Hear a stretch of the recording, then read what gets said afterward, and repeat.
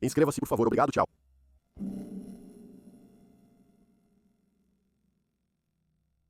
Este caso ocorreu na Malásia em 2017. Zulfarhan Osman Zulkarnain era um homem de 21 anos que nasceu e foi criado em Johor Bahru, Malásia. Ele era o primogênito de 4 irmãos, crescendo em uma família muçulmana, trabalhadora e unida. Amigos e familiares o descreveram como alguém de fala mansa, respeitoso e disciplinado. Seu pai diria mais tarde que ele era um jovem com um profundo senso de responsabilidade, principalmente com seus irmãos mais novos. Desde cedo, Zulfarhan Osman Zulkarnain mostrou um forte interesse em servir seu país, particularmente a Marinha Malaia. Seu sonho era se tornar um oficial da Marinha. Isso moldou toda a sua vida. Ele se destacou na escola e não causou problemas, segundo seus professores. Seu pai o descreveu como um menino brilhante e obediente que nunca causou problemas a ninguém, e sua mãe disse que ele era o orgulho da família. Portanto, não é surpreendente que ele tenha sido aceito na Universidade Nacional de Defesa da Malásia aos 18 anos em 2014. Isso marcou um grande marco para ele e toda a sua família, que havia sacrificado muito para que ele pudesse realizar seus sonhos. Ele se matriculou e estava indo muito bem, a caminho de se tornar um oficial comissionado na Marinha Real da Malásia. Segundo sua família, Zulfarhan tinha muito orgulho de usar seu uniforme, ligando frequentemente para eles vestido, com equipamento militar completo, saudando-os e mostrando as rotinas aprendidas. Ele era especialmente próximo de sua mãe, para quem ligava diariamente, às vezes apenas para dizer "eu te amo". Em 2017, Zulfarhan estava em seu 3º ano na Universidade de Defesa Nacional, com apenas mais um ano para se formar e se tornar um oficial. As coisas estavam indo muito bem para ele, e seu sonho estava próximo de se realizar. Mas tudo isso mudou. Tudo por causa de algo tão trivial, um laptop desaparecido.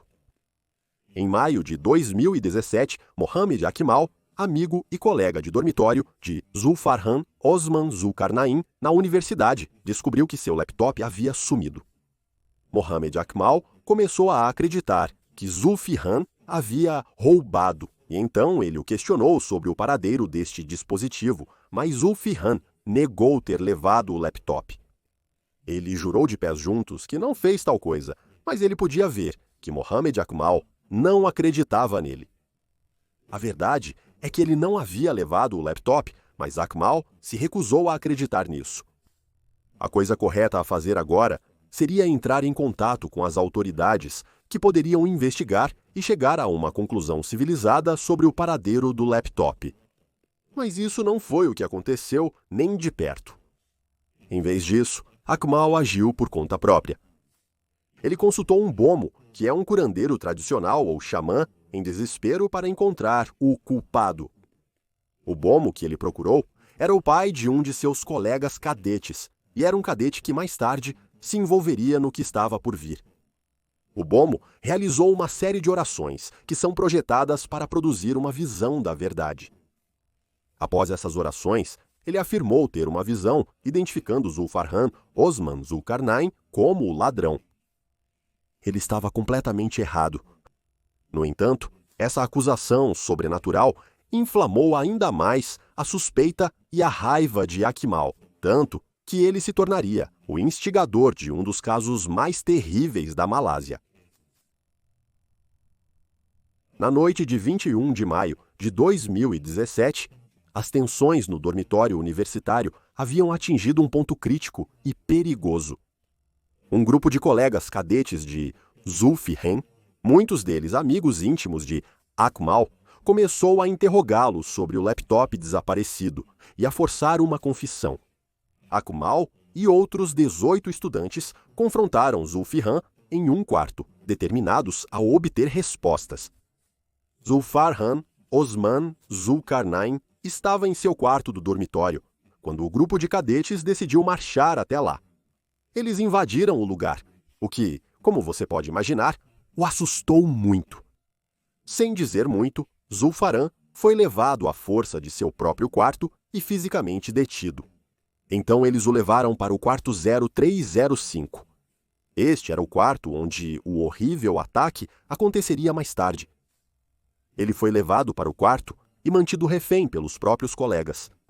Próximo à meia-noite, ele foi interrogado pelos agressores. Eles estavam determinados a saber onde estava o laptop desaparecido, mas é claro, Zulfihan não tinha ideia. Por volta das 2h30 da manhã, nas primeiras horas do dia 22 de maio, esse interrogatório se intensificou para uma tortura explícita. Zulfihan teve mãos e pés amarrados à cama para não poder escapar ou reagir. Os cadetes, então, começaram a espancá-lo impiedosamente, gritando para ele confessar e dizer onde estava o dispositivo. Dos 18 cadetes, o grupo era composto por 6 torturadores principais, e eles eram liderados por Akmal. Estes eram Muhammad Madsofi, Muhammad Nijab, Maud Razi, Muhammad Assad, Muhammad Sabri e Abdul Maud Ali. Eles o açoitaram com um cinto, bateram nele com uma mangueira de borracha e o atingiram várias vezes com um cabide. Durante todo o tempo, Zulfihan manteve sua inocência. Ele gritou que não havia roubado o laptop, mas seus apelos caíram em ouvidos surdos. A tortura só aumentou quando as agressões não conseguiram produzir a confissão que eles tanto queriam. Porque ele não confessava, a desprezível gangue ficava cada vez mais frustrada, e então eles aumentaram a depravação de seus métodos. Eles procuraram algo mais extremo, algo capaz de infligir dor suficiente para forçar uma confissão dele, um ferro a vapor. O que eles fizeram a seguir é quase doloroso demais para imaginar. Um dos cadetes conectou o ferro na tomada, ligou o aparelho e esperou. Esperou até que a placa de metal estivesse escaldante, quente o suficiente para que a pele formasse bolhas ao tocá-la. Então, revezando-se, eles pressionaram o ferro quente contra a pele nua de Ulfaren repetidamente. Eles queimaram todas as áreas do corpo dele, exceto o rosto e o topo das mãos, o que foi deliberado. O grupo evitou especificamente queimar essas áreas, para que, se ele usasse uma camisa de manga comprida, as marcas de tortura estariam escondidas se precisassem transportá-lo. A partir das 4h45 da manhã, durante as próximas horas, Zulfaran foi torturado com o ferro aproximadamente 90 vezes. Isso incluiu seu peito, costas, abdômen, caixa torácica, braços, ombros, omoplatas, coxas, panturrilhas e tornozelos. Eles até queimaram as áreas mais sensíveis, ambos os lados de suas nádegas e suas partes íntimas, mantendo o ferro pressionado por longos períodos de tempo nessas áreas específicas. Um dos torturadores admitiu mais tarde que, quando pressionou o ferro na coxa interna de Zulfarhan Osman Zulkarnain, ele recuou a perna e soltou um grito de "por favor, não", mas ele apenas continuou. Muhammad Akmal confessou mais tarde que pressionou o ferro quente na sola do pé de Zulfarhan Osman Zulkarnain. As queimaduras eram tão graves que o tecido muscular cru estava exposto. Esse nível de trauma na pele pode facilmente levar à morte, mesmo com tratamento médico.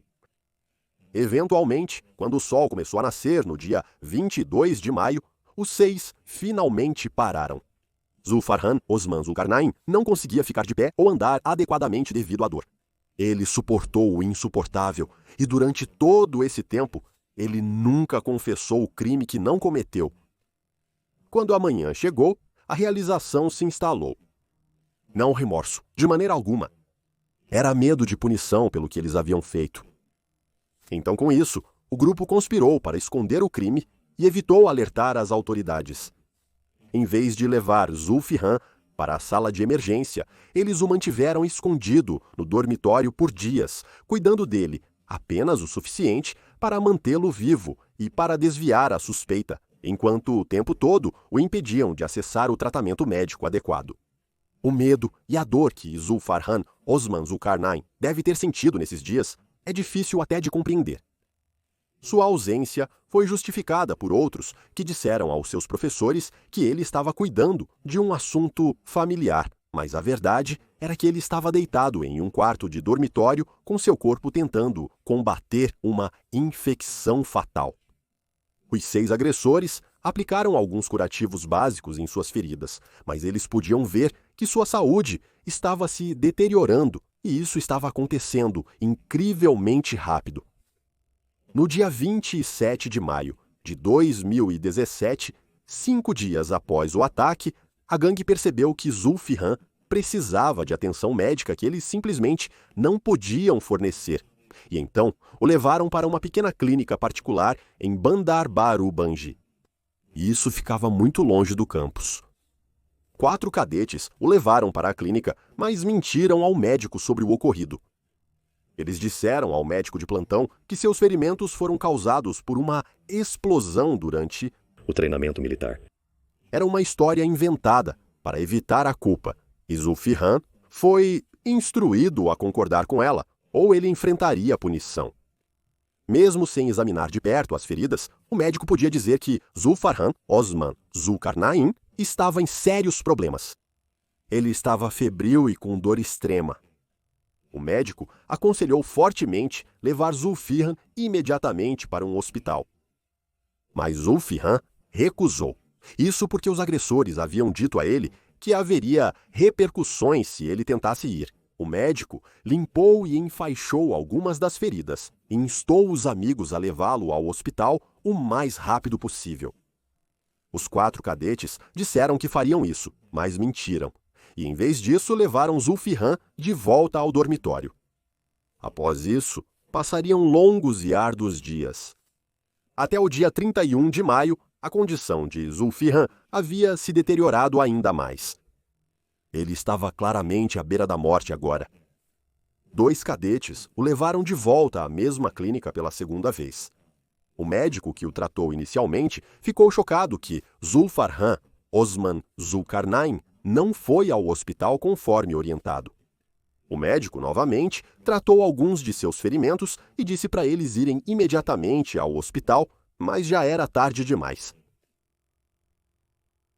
No dia seguinte, no 1º de junho de 2017, o terrível sofrimento de Zulfihan chegou ao fim. Naquela noite, enquanto estava escondido no dormitório, seu corpo começou a falhar.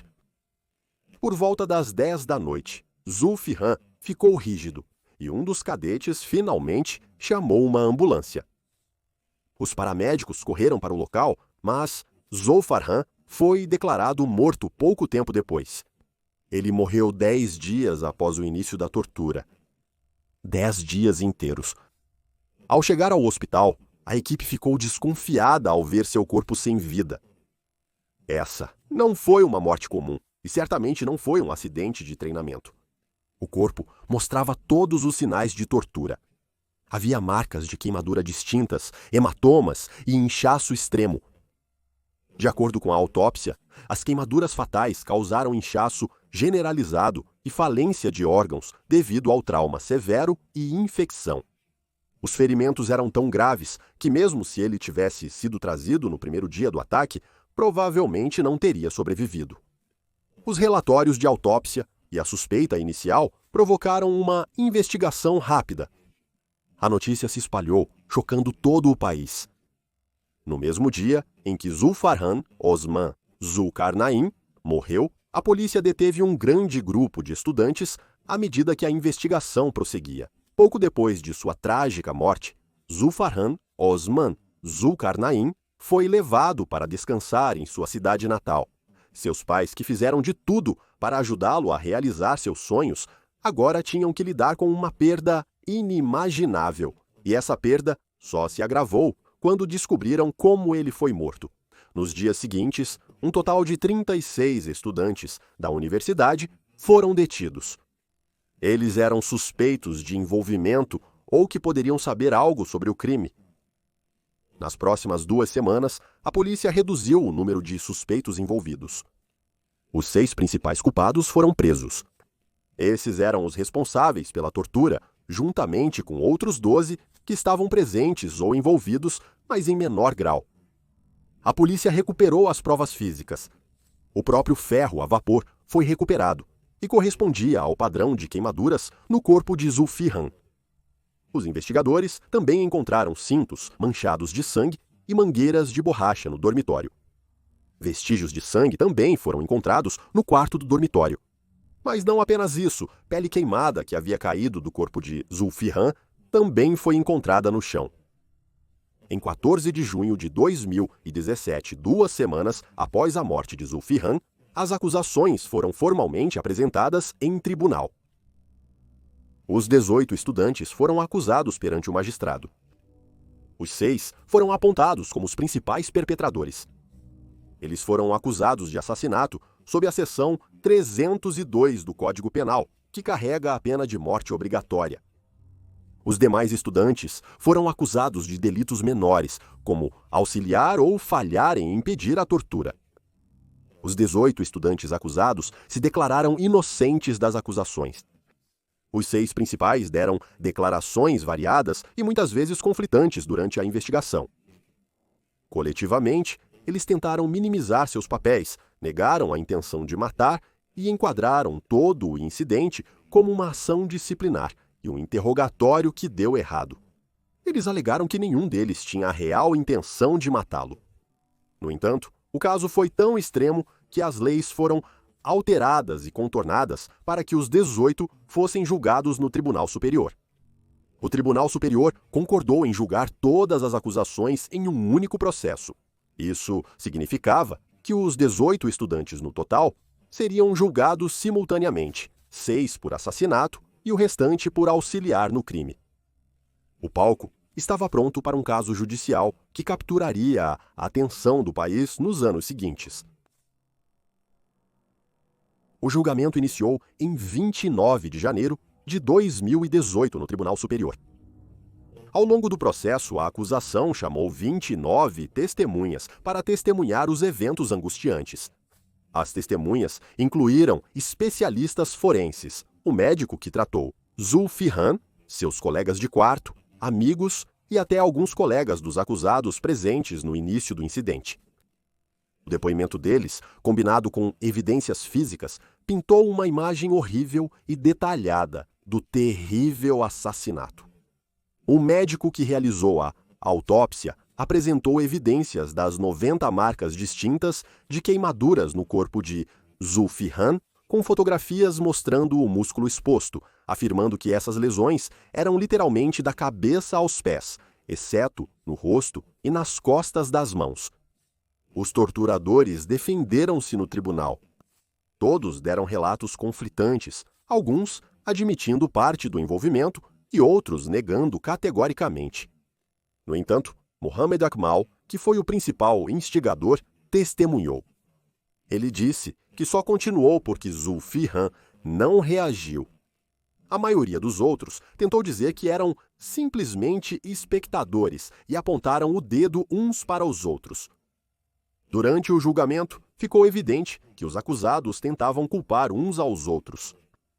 Apesar dessas defesas, não havia como contornar o fato de que Zulfihan havia sido amarrado, torturado coletivamente e depois privado de ajuda médica por esse grupo.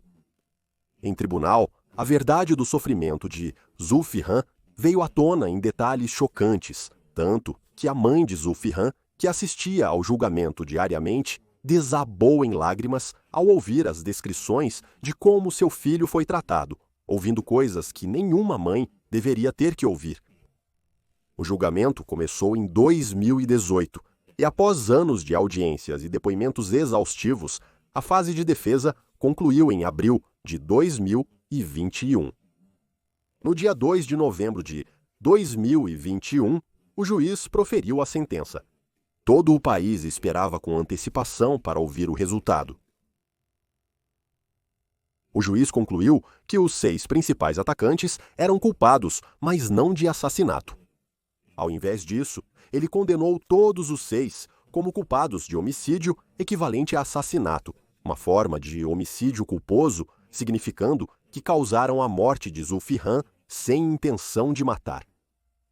Na visão do juiz, a acusação provou que os 6 haviam ferido Zulfihan com o conhecimento de que seus atos provavelmente causariam a morte, mas não que eles tinham uma intenção premeditada de matá-lo.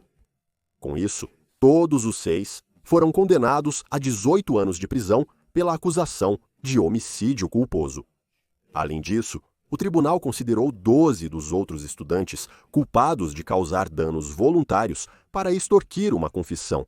Eles deu uma pena mais leve de apenas 3 anos de prisão cada um.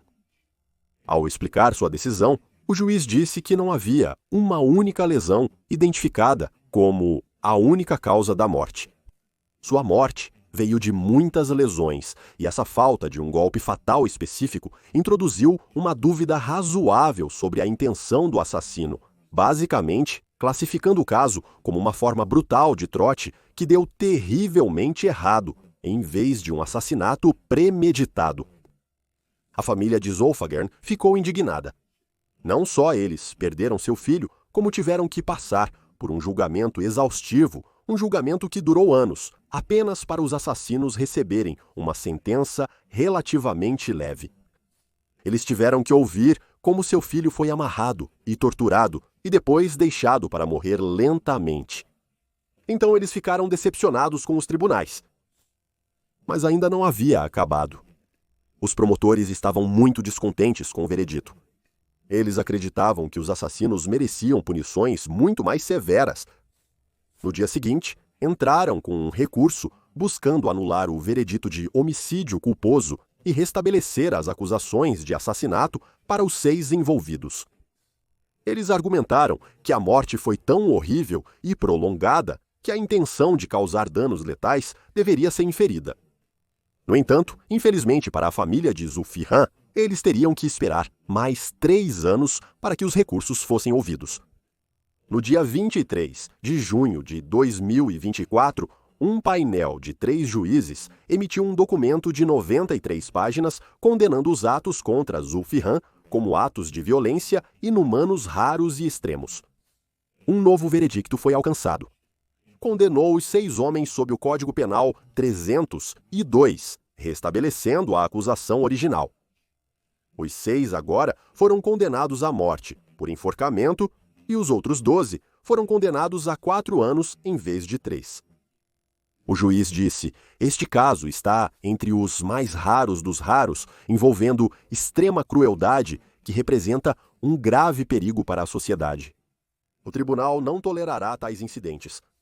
O juiz, então, se voltou para os pais e disse: nenhum pai deve se sentir decepcionado com os tribunais ao receber o corpo de seu amado filho em uma condição tão angustiante.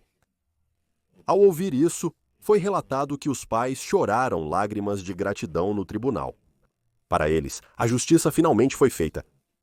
Do lado de fora do tribunal, o pai de Zulfihan agradeceu a todos os malaios que oraram por justiça, mas a mãe de Zulfihan apenas ficou em silêncio ao lado do marido.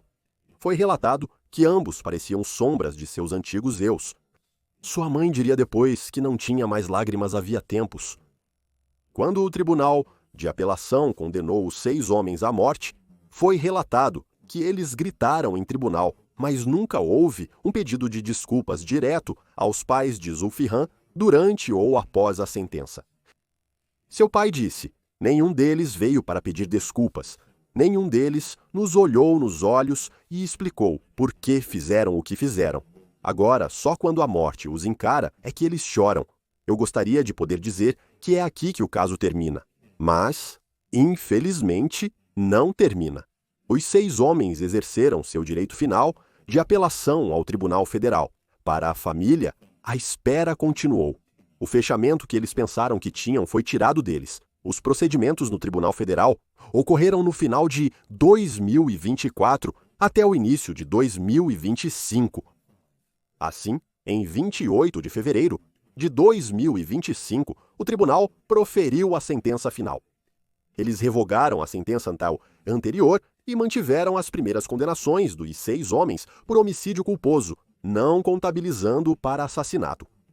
Eles concordaram que a intenção de matar não foi comprovada.